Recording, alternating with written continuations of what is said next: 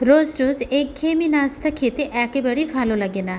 তাই আজ আমি আপনাদের জন্য নিয়ে এসেছি মজাদার ঝাল ঝাল নাস্তা রেসিপি। আশা করি আজকের নাস্তা রেসিপিটা আপনাদের কাছে খুবই ভালো লাগবে। প্রথমে দিয়ে নিয়েছি 1 কাপ পরিমাণ নর্মাল টেম্পারেচারের পানি, স্বাদ মতো লবণ, হাফ চা চামচ হলুদ গুঁড়া, হাফ চা চামচ পরিমাণ শুকনা মরিচের গুঁড়া।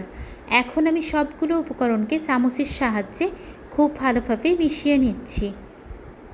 এই পর্যায়ে দিয়ে নেব 1 কাপ পরিমাণ চাউলের গুঁড়া। এটা আতপ চাউলের গুঁড়া। এই রেসিপিটা বানাতে কিন্তু আতপ চাউলের গুঁড়াটা ইউজ করতে হবে, তাহলে এই রেসিপিটা একেবারেই ক্রিস্পি আর মুসমুসে হবে। চামচ দিয়ে আমি একটু ভালোভাবে মিশিয়ে নিচ্ছি। আসলে যে কোনো রেসিপি বানাতে গেলে কিন্তু ব্যাটার তৈরি করার সময় চামচ দিয়ে অত ভালোভাবে মেশানো যায় না, তাই আমি এখন হাত দিয়ে খুব ভালোভাবে মিশিয়ে নিচ্ছি। আর আসলে কিন্তু রেসিপিটা বানিয়েছিল আমার মেজো আপু, আর এই রেসিপিটা আপু এভাবেই বানায়, খেতে কিন্তু অনেক ভালো লাগে। যখন মিষ্টি কোনো খাবার খেতে ভালো লাগে না, তখনই কিন্তু আপু এই ঝাল ঝাল নাস্তা রেসিপিটা বানিয়ে নেয়। আবারও আমি একটু শুকনো চাউলের গুঁড়া দিয়ে নিলাম। আর এই ব্যাটারটা কিন্তু পাতলা হবে না, এর কনসিস্টেন্সিটা কেমন হবে রেসিপিটার সাথেই থাকলে বুঝতে পারবেন।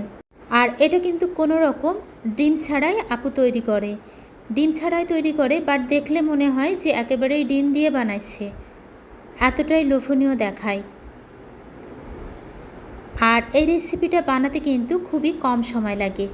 সকালের নাস্তা, বিকালের চায়ের আড্ডায় কিংবা বাচ্চাদের টিফিনে এই লোভনীয় ঝাল ঝাল নাস্তা রেসিপিটা কিন্তু রাখতে পারেন, আর যেটা সবাই অনেক মজা করে খেয়ে নেবে। আর যেহেতু চ্যানেলে প্রত্যেক দিন ভিডিও আপলোড দেওয়া হয়, যে কোনো রেসিপি বানানোই লাগে, বেশিরভাগ কিন্তু মিষ্টি কোনো রেসিপি তৈরি করা হয়। তাই আজ মন চাইলো যে ঝাল ঝাল কোনো রেসিপি খেতে। আপুকে বলা মাত্রই আপু বলল, ঠিক আছে, খুবই অল্প উপকরণ দিয়ে একটা মজাদার রেসিপি তোকে বানিয়ে দিই। আর যেই কথা সেই কাজ। গরম ফ্রাই প্যানে এই ব্যাটারটাকে এভাবে আপু হাতের সাহায্যে সেট করে নিচ্ছে। এটা বানানোর জন্য কোনো রকম কিন্তু চামচের প্রয়োজন হয় না, হাত দিয়ে এটাকে সেট করলেই একেবারে পারফেক্ট হয়। এখন আমি এটাকে 5 মিনিটের মতো কুক করে নেব। অপেক্ষা করব আমি 5 মিনিটের মতো। 5 মিনিট পর আমি ফিরে এসেছি, দেখতেছি এখনও একটু কাঁচা আছে। এখন আমি এটাকে উল্টিয়ে দিব না। সামান্য একটু তেল নিয়েছি, আর যেই বোতলে তেলটা ছিল সেই বোতলের ঢাকনাটাতে কিন্তু আমি 1 ঢাকনা পরিমাণ তেল নিয়েছিলাম। আসলে অত চামচ খোঁজার মতো বেশি সময় নাই, তাই এভাবে করে তেলটা দিয়ে নিলাম। আর এটাকে আপু একটা প্লেটে ঢেলে নিয়েছিল, প্লেটে ঢেলে তারপর এটাকে আবারও এভাবে উল্টিয়ে দিচ্ছে। যেহেতু এটা অনেক বড়োভাবে তৈরি করা হয়, যদি স্প্যাচুলার দিয়ে উল্টানো যায় অনেক সময় এটা ভেঙে যেতে পারে। আবারও আমি 5 মিনিটের মতো এটাকে কুক করে নিলাম। দেখতেই পাচ্ছেন কতটা কালারফুল আর লোভনীয় হয়েছে।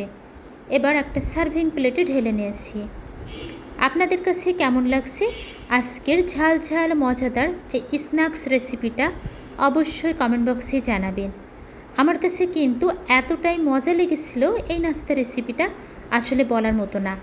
আর এটা কিন্তু একেবারে মুসমুসে হয়, আর মুসমুসে করার জন্য কিন্তু আমি আতপ চাউলের গুঁড়াটা ইউজ করেছি। আপনারা যদি এখানে গমের আটা বা ময়দা ইউজ করেন, এটা কিন্তু একেবারে নরম হবে আর খেতে অত বেশি ভালো লাগবে না। এতক্ষণ সঙ্গে থাকার জন্য সবাইকে অসংখ্য অসংখ্য ধন্যবাদ। সবাই ভালো থাকবেন, সুস্থ থাকবেন। ফিরে আসবো ইনশাল্লাহ বড় নেক্সট কোনো রেসিপি নিয়ে। আসসালামু আলাইকুম, আল্লাহ হাফিজ, থ্যাঙ্কস ফর ওয়াচিং। ভালোবাসা দিয়ে রান্না করুন, আনন্দের সাথে পরিবেশন করুন। Cooking with love, serving happiness.